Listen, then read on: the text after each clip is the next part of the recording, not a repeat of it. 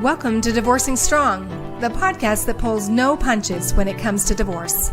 I'm Becky Sampson, better known as Bulldog Becky Brockovich, and I'm here to give you the straight talk, the strategies, and the subpoena secrets you won't hear anywhere else.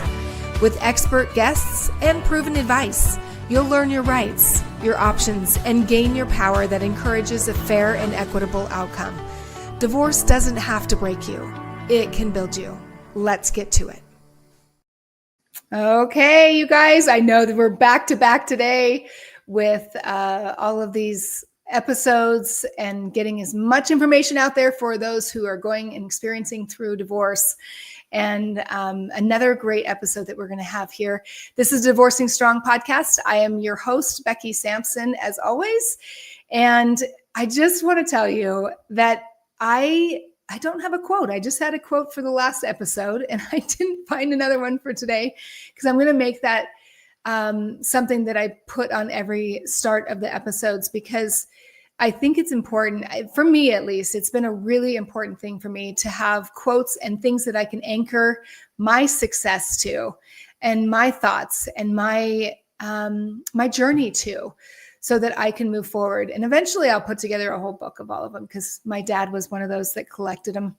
And so I grew up on them that way. But just wanted to welcome you to another episode. Wanted to remind you the 100 divorce terms. If you're going through a divorce, know somebody that's going through divorce, this is a free download.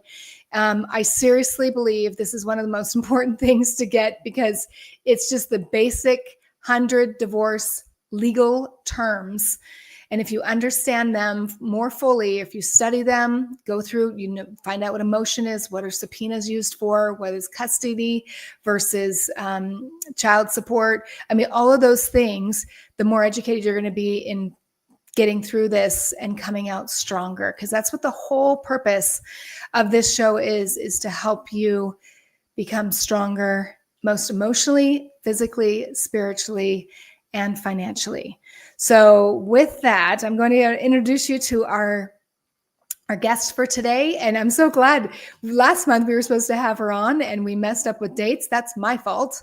But I'm excited to have her today because we're going to talk about something that a lot of people don't talk about and don't even know how to handle, which is grief. So my guest today is Oona Metz. She's a therapist, writer, and speaker who has spent more than 3 decades helping women navigate the heartbreak and rebirth that comes with divorce. Based in Boston, she leads 3 weekly in-person divorce support groups that have become safe havens for women who are ready to process their pain, reclaim their identity, and rediscover their strength. Her upcoming book, Unhitched, The Essential Divorce Guide for Women, releasing this January, like next month, offers a deeply compassionate roadmap through what she calls the 4 steps to divorce grief. It's a guide to moving beyond survival mode and stepping into the fullness of who you are becoming, which is a big process that happens when you're going through a divorce. Oona's work reminds us that divorce isn't the end of the love story. It's the beginning of a new one with yourself. Her wisdom helps women transform grief into growth and endings into beginnings. So with that, I want to go ahead and welcome Oona. Oh, it's such a pleasure to be here. Thank you so much for having me. I know, I love it. And you are one busy gal right now. You were just telling me that you've been on like all these podcasts, you're doing all these blitz because you've got an amazing book that's coming out. So kind of before we jump into that, because I want that to really be our focus because I am all about resources, but tell everybody kind of your backstory and what brought you into this space and what makes you passionate about helping and supporting women through this transition. Oh, thank you. Yes, I'd love to. So as you've mentioned, I've been a therapist for about 30 years here in Boston.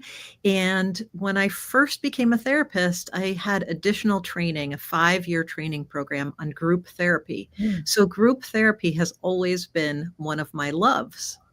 And fast forward about 15 years, and I got divorced. And I really wished that I had a support group to go to. and I didn't. None existed. I just didn't want to be alone with the feelings that I was having. I wanted to talk to other women. And so I thought, well, wait a second. I am a therapist. I run groups. And maybe when I heal from my divorce, I could start a group too. So I started a divorce support group. It filled up immediately. I started 2 more.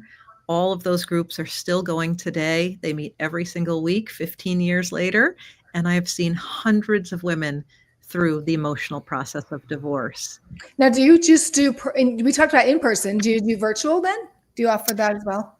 I just do in person. Okay. That is what my true love is. So yeah. No, I have been through a lot of support groups over my years, and I love being able to bring and having a safe space Yes. for them to So come and important. share. Yeah. Yes. Very- I have trained other therapists. My waiting list got so long that I was like, oh my God, I have to train other people to do these groups. And those people that I've trained do have online groups. So, if people are interested, they can definitely check out my website, and there's links in there to all of those groups. Perfect. Yeah. It's funny because I had somebody on the show yesterday, I think, that said the same thing. She's a therapist, and she goes, "What? I'm a therapist and I'm getting divorced." Then now you're faced with your own stuff. And Yes. it really, I love that the passions come from your pain, and you're like, hey, there's gotta be something that I can provide. So what have you learned over the years in being in the divorce space that you think is probably some of the more challenging things? And also, what are some, do you have a story of somebody that's been through your support that you were like, oh, yes, they got it? That's almost all of them have gotten it. But I think, people think of divorce as being a legal process or a financial process. And I think a lot of attorneys will say that, like, this is a business deal. We got to get down to business. Yeah. But the reality is it's really an emotional process as well. And we have to be paying attention to the emotional parts of divorce. I was saying earlier, like, if you broke your leg, you're not going to kind of do it alone. You're not going to make your own cast, right? Give yourself an x-ray by yourself and make your own cast. And, you have to have support, right? When you go through any major trauma, whether it's physical or psychological. So I just think it's so important for people to acknowledge that it is an emotional process. It's heartbreaking, right? It's stressful. And people also get through it, and they grow and heal and transform. But in order to do that kind of growth, they have to go through the grief process first. Yeah. So I'm glad you brought that up. I know last time we spoke last month, when you're like, oh, we were in the thick of it, talking about grief. I know you've got 4 steps. 5, right? Actually, 5 steps. Yeah. Yep. Yeah. The 5 steps of grief. Kind of talk about that and how that applies to divorce. Absolutely. So when I was writing my book, I thought, I got to this chapter and I thought, I really want to provide women with a path forward towards divorce. Because I think so many women that I've seen, the beginning stages and even the middle stages are so difficult and so stressful. And I wanted to give women hope that it's going to change and that you're not going to just be stuck in one particular phase. So I did a lot of research, and the research out there on the divorce phases of grief didn't really apply. And so I really just thought about my own experience and then the experience of the hundreds of women that have gone through my practice. And that's how I came up with the model. And the first stage really is heartbreak, right? It's heartbreak whether you initiate the divorce or not. If somebody initiates the divorce, somebody else initiates your divorce, of course you're heartbroken and it's abrupt and it feels awful, right? But even if you're the one who initiates, you don't initiate because you're happy with your partner. You initiate because of a million little heartbreaks, little or big heartbreaks that have happened over time. Each time you were not seen, each time you were not heard, each time you were criticized, right? Until you get to the point where you have to initiate. So that's the first stage. Yeah. And I think that is always, it's broken promises, right? Yes. It's Right. broken dreams about what you thought Yes. your future was going to be like. Yes. It's that part of our stories in our life that Yeah. we literally have to let go. Yes. And that is a hard process. Yes. At least it Yes. was for me, because I never thought I'd be Absolutely. divorced again. Right. It was Right. like, I was like, Right. what? I'm doing this again? Right. And, Right. so Yeah. Yeah. It's heartbreaking. It's yeah. heartbreaking. You have to give up your future plans. I mean, so much. And then I think the second stage is the roller coaster. And Mm. the roller coaster is when you're feeling everything, right? And Mhm. sometimes you're feeling it all at once. And sometimes it's expected. You've got a court date coming up, you've got your birthday coming up. You know that that's the time you're going to feel anxious or sad or, depressed. And sometimes it's totally unexpected, right? Mm. You wake up in the morning and it's raining and you just feel so despondent. Or, you're walking outside and it's springtime and you see a flower and oh my God, there's hope out there, right? So I think the roller coaster phase is really the longest phase. And it's just when you feel all the feels, all the feels. So what would you say to people that are going through, I mean, or maybe even supporting somebody going through a divorce? How do they support them through that phase? Because sometimes I Mhm. think you can burn your friends out and your family, Yes. because they'll be Yep. like, I'm tapping out, I'm gone. Right. Like Right. I can't deal with all the up and down. And one day you're happy and another day you're sad. What would you say to those who are? Right. I mean, that's one of the things that the people in my support groups really like so much is like they know Tuesday's coming or they know Wednesday's coming and they're going to have the group. So they don't have to call every single friend, all weekend long. They still reach out to their friends and family, but they don't have to as much. And so I would say really try to have a broad network. Like there's no one person that can support you through your whole divorce. So make sure you have a few people, and those might be different people too, like your friend who's really good in a crisis, or your friend who's not so good with hearing about the hard parts, but is going to go out and have fun with you, right? Or the friend who's going to help you pick up your kids after school if you need extra help with that, So make sure you have a broad network and a therapist to boot. So Una, I'm glad you said that, because I always say, look, you have to have a team of people, because Yes. you've got to have ones that at 2:00 in the morning call, like you're a disaster. Oh my gosh. Like Yep. they'll take your call no matter what. Or Yep. the other person, because we really do. I know for me, I mean, my divorce took 3.5 years in the court system. Oh, And I had several people in my life that I relied on, because you put too much pressure on one, yes. they'll snap. Yeah, And because those people are going through things too, right. right? I have to remind, sometimes my clients will come in and they'll be like, "Oh, my best friend didn't call me back." And I'm like, everybody's going through something right now. Like, give her another chance because everybody's going through something. So Yeah. it Yeah. is important to have a big team. So recognizing that there's a roller coaster and that's totally normal. Yes, absolutely. So what's Absolutely. the third step? The third phase, I think, is really about mending.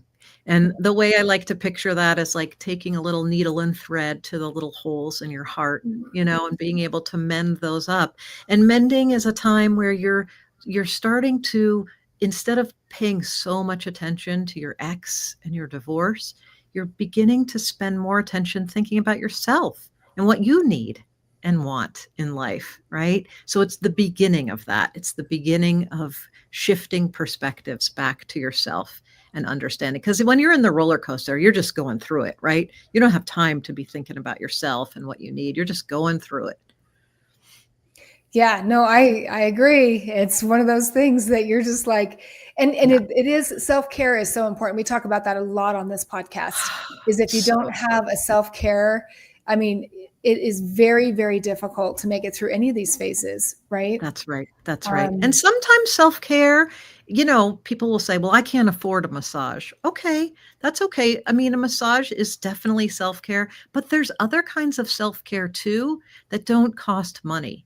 Like, for instance, you could make the same dinner a couple times in a week, or you could feed your kids cereal for dinner.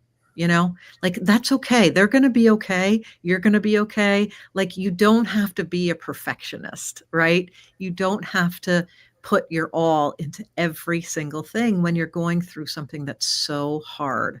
So like if you're on a committee, if you're a volunteer on a committee and it's a pain for you to be on that committee, you can take a sabbatical. It's okay. Yes. You can take a sabbatical, you know? Go hug a tree. Yes. I Yeah. I Yeah. remember how grounding that was when I was going through a difficult time in my life, and I was working Mhm. with a guy, a coach, and he's like, Becky, you know what I think you need is you just need to go hug a tree. And I Yeah. did. I went up the mountain and just sat Uh-huh. there for a minute, and the Oh, energy, yes. that's Go free. outside as much as you can. Move your body as much as you can. It doesn't mean you have to go join CrossFit or something, but you could dance in your kitchen, Moving your body is so important. Yeah. Yes, using your body and smile and your face Yes. and mirror Yes. work and writing and music. And Yep. there's just so much that's Yep. music was a Yep. huge part of my self-care. And I talk about that all the Mhm. time. I'm actually in the process of creating music songs for people going through divorce, Cool. to give them hope and to keep Oh, going, great. you know, Yes. and Yes. because that was such a big part of my journey. Yes. Yes. So what's the Yes. next phase? The next phase, I think, is really letting go. And just also to go back to the whole Mm. concept of these phases. It's not that people go exactly in order and they have to finish one phase before they start another phase. But I think, and oftentimes people don't even go through all the phases, but I think many, many people go through these phases somewhat in order. And letting go, again, like mending, is really about letting go of your spouse, letting go of the divorce, letting go of the narrative, right? That's such an important one. So many people are like, okay, I'm done with my spouse, but I really want them to understand why we got divorced. And this Mm. is my story. And guess what? Your ex is going to have a different story. And your story is your truth. And you just got to let go of all the other stories that are out there. And let going of your expectations too. And Yes. I would say that letting go would be something that would all even be through the roller coaster, Yep. letting go of the fact that you're feeling what you're feeling. Yes. Yep. It's Yep. okay. Acceptance. Yes. Yep. Acceptance is big, Yeah. big. And it's, And letting go of your identity, you know, yeah. your identity as a spouse, as a married person, your identity as somebody who's part of an intact family. There's a lot to let go of. Unfortunately, people are letting go of finances too, oftentimes, or their Yeah. house, We just talked about that actually on this last podcast. The statistic, and I'll keep saying it because I think it's really important. But statistically, 45% of women coming out of divorce end up in financial poverty. Yeah. And really, I always say, not on my watch. Yes. And really, the reason I believe that happens is because they don't know their rights and they Yep. don't know how to advocate for themselves. Right. And that if there's anything that gets under my skin, it's a woman that comes a couple years into or after the divorce, they're going, "Oh, I wish I would have known." I'm like, yes. I know, like, Right. And so Yeah. letting go of figuring it all out right now. Mm-hmm. You will figure it out one Yep. step at a time. One step at a time. That's right. Right. That's right. Yeah. Yeah. Yeah. And I think the final phase is really about moving on. And when I talk about moving on, it's not that you forget that you're divorced. It's not that you don't remember your whole marriage or anything like that. The divorce is always going to be part of you. The marriage is always going to be part of you. And yet, when you're moving on, you're really investing your energy in something else, right? Right. Because what I like to say, divorce, sometimes going through divorce is like having the worst part-time job, right? It's a job where you don't get paid. Actually, you have to pay to do the job, right? You have Mhm. the worst colleagues, you have the worst boss, and you get no days off at all, right? No And so, appreciation. right. And so when you finally resign from that job, when you finally quit that job or get done with your divorce, it is time to invest because you've spent so much energy on that, right? And so it's time to invest in something new that's just for you. And that might be dating yourself. It might be dating somebody else. It might be going back to graduate school. It might be getting a new job. A lot of women, interesting that I've seen, if they're in an abusive marriage of any kind, once they get divorced, they often look around at their other relationships and realize, you know what? This relationship is also abusive. I'm not going to take it anymore from my boss. I'm going to get a different job. So I think I there's had so that much exact, renegotiation. I had that exact, sorry about that. I had that exact experience because my first divorce, I had just lost 130 pounds, hit my goal weight, got divorced, and I quit my job all in the same month of July 2010. Wow. Yeah, because I saw that exact same thing. When I started cleaning up my life and started caring for myself, I looked at all aspects of my life and I'm like, okay, I can't in integrity stay in this profession, even though I was there for so long. I couldn't because there was some unhealthiness. And when I tried to shift that into healthy, it got worse. And I was like, look, I'm just going to move on and rebuild a whole life. And I'm good for you. I did. Good for you. Good for you. So, because divorce, the process of a divorce, there's so much renegotiating of boundaries with people and renegotiating your relationships. And people who aren't going through divorce think, oh, well, it's obvious your relationship with your spouse, that's going to change, right? But I think actually your relationship with many, many people will change. Most importantly, yourself. Yes. That's why when I lost my weight, it shifted. It literally shifted everything in my life. And there were some friendships that I no longer could have because of, my new life. Yeah. Yes. But it's an interesting transition. And eventually I think I'll probably get into that space as well. Just because I'm passionate about it. But I have a question actually about these phases. Yes. Which of these phases do you think tends to get skipped or ignored, and what happens when they are? Well, the most obvious one that comes to mind is when people don't let go. Yep. And then they kind of get stuck in the thinking about the ex. What is the ex doing? What is happening over there? What are my kids doing right now? And all of the energy is like backwards rather than forwards, right? It's all about the past and the other person rather than themselves. And so that's one that I think sometimes gets skipped. And I mean, I don't see this a lot because I run the groups where we're constantly talking about feelings. Right. But if people skip over the feeling phase of their divorce and they just go straight into dating or other kinds of distraction, I think they're very likely to repeat the same patterns. Because I think you really have to do the work of grieving, which means you have to feel. You were saying earlier, you don't have a quote for this session yet. And I was thinking my quote would be, you have to feel it to heal it. Oh, I love that. Yes. Yeah, because it is an inside job. Yes. Inside job. It's who you're becoming. That's something I loved about your intro is it's not who you are today. It's who you're becoming through this process. Yes, absolutely. And how are you accepting and loving that new person and new reality and the new life? Because I truly believe that the quicker that you can get to acceptance, forgiveness, and love for that experience, the easier you're going to get forward and then be open to new relationships. Exactly. So yes, quick, but also thorough. You have to be thorough. You can't be so quick that you're jumping over parts of it, right?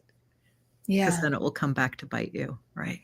Yeah. I was, so regarding your book, The Unhitched frames divorce not as failure, but as a transformation. I mean, what was the turning point in your work when you realized that the narrative needed to shift from fixing the broken to stepping into the next chapter?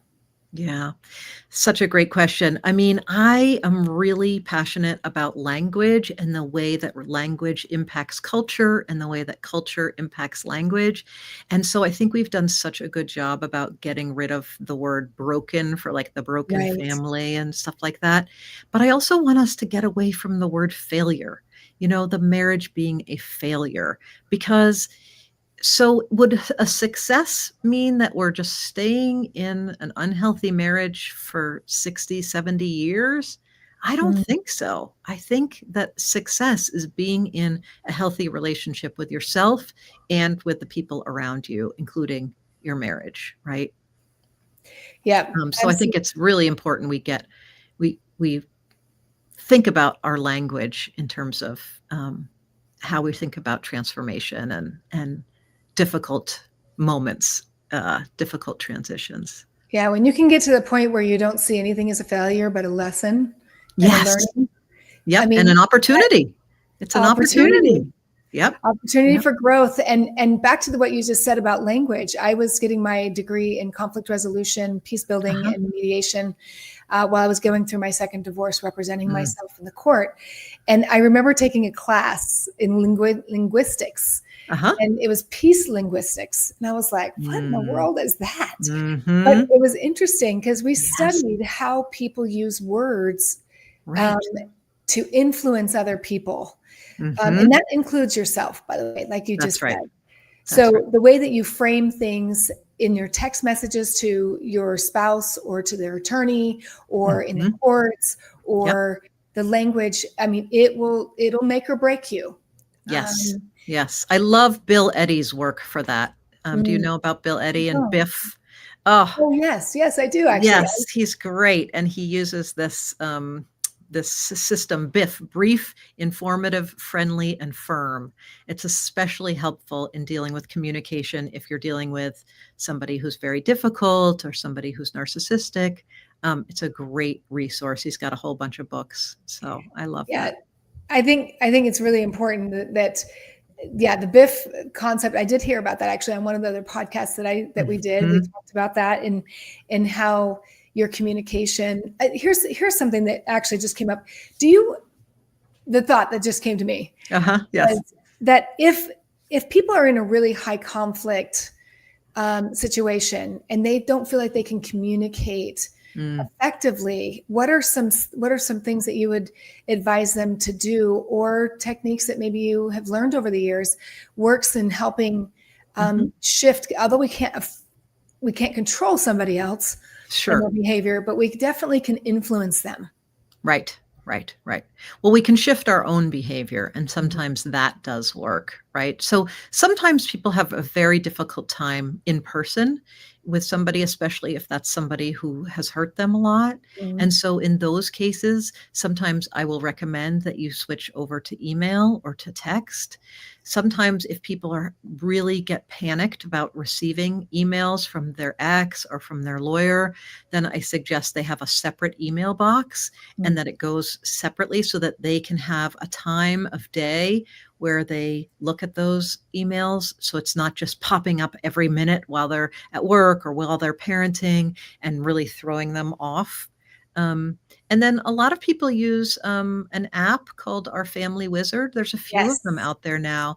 And one of the cool things about OurFamilyWizard, and this is true about AI too, is that you can check your tone with OurFamilyWizard. So you can write a message to your ex, and OurFamilyWizard will say that's a pretty aggressive tone. You might want to tone it down if you want to be more cooperative.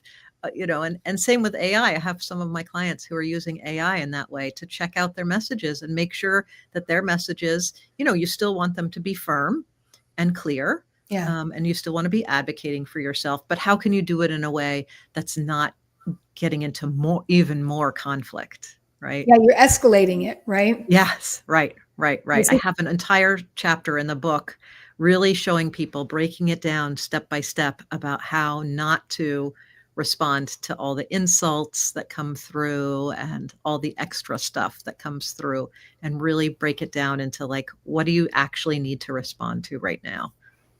Yeah. And really it comes down to boundaries. It sounds like that's what you're Yes. saying is that you're learning what your boundaries are.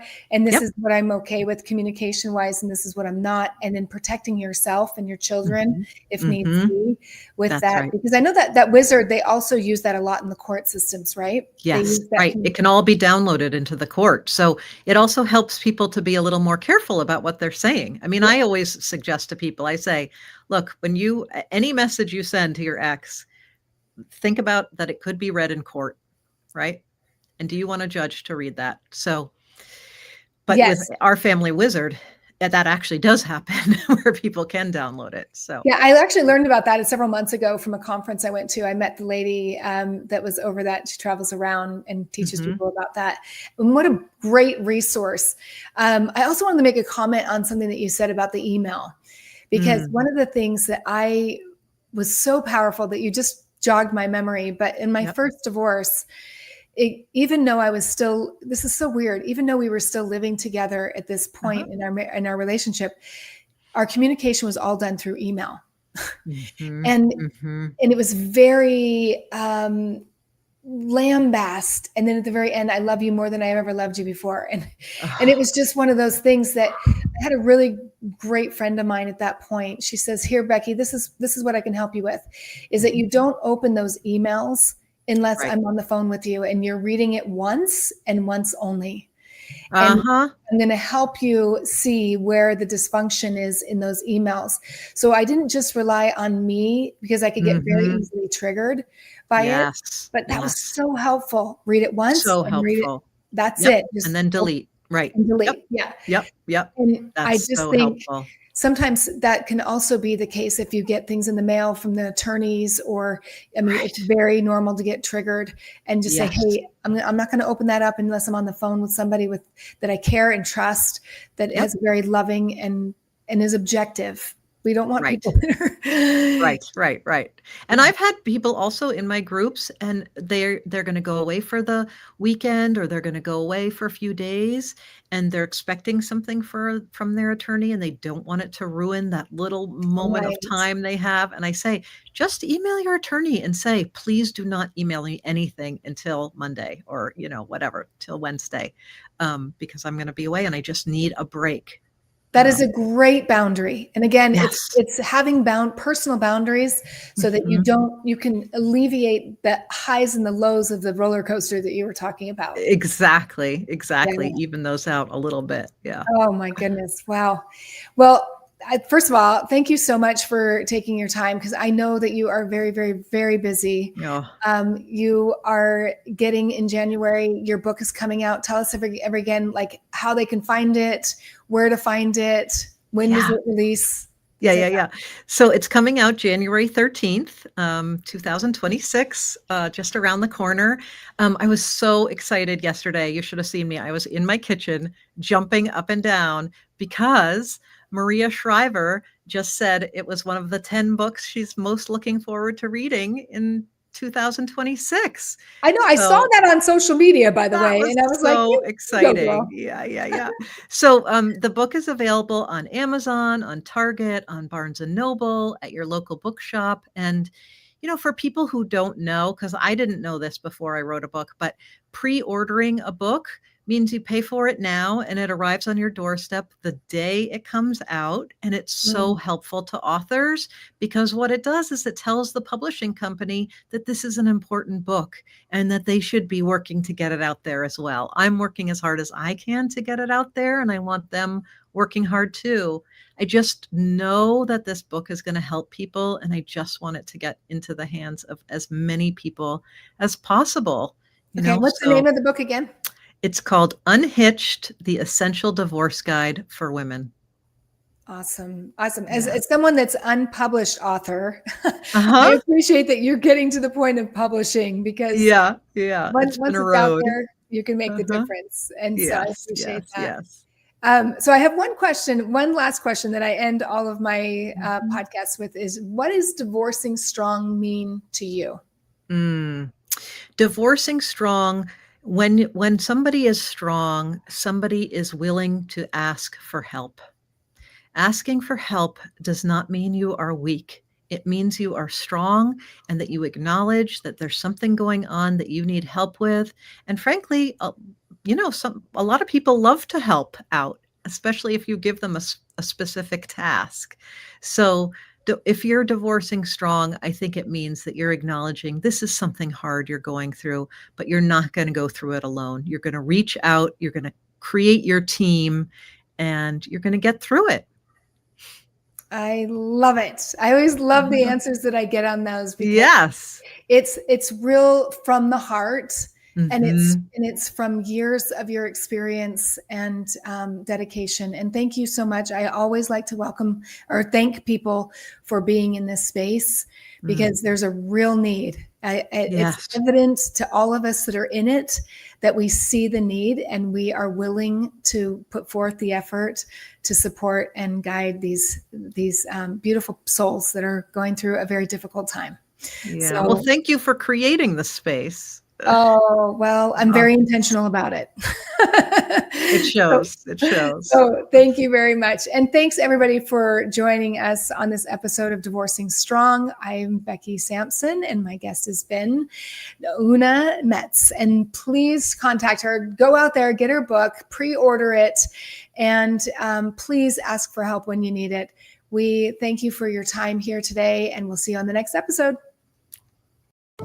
Thanks for listening to the Divorcing Strong podcast.